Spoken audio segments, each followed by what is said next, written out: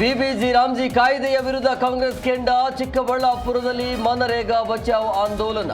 ಸುರ್ಜೇವಾಲಾ, ಖರ್ಗೆ, ಸಿದ್ದರಾಮಯ್ಯ, ಡಿಕೆಶಿ ಭಾಗಿ.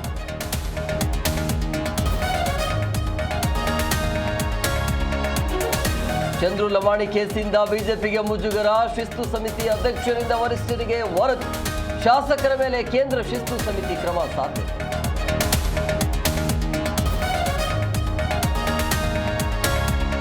ಸಿದ್ದರಾಮಯ್ಯ ಬಜೆಟ್ ಪೂರ್ವಭಾವಿ ಸಭೆ. ಎಸ್ಟಿ, ಎಸ್ಸಿ, ಒಬಿಸಿ ಶಾಸಕರು, ಮುಖಂಡರ ಜೊತೆ ಚರ್ಚೆ. ಬೇಡಿಕೆ, ಅಗತ್ಯತೆ, ಸಮಸ್ಯೆಗಳ ಅವಲೋಕನ.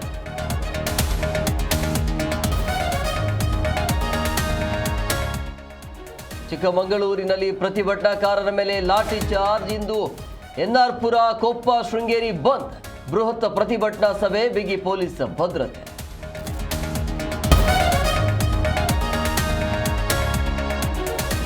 ಜಿಬಿಎ ಕಳಪೆ ಕಾಮಗಾರಿ ಬಟಬಯಲು. ಡಾಂಬರು ಹಾಕಿದ ಕೆಲ ದಿನಗಳಲ್ಲಿ ರಸ್ತೆ ಕುಸಿತ.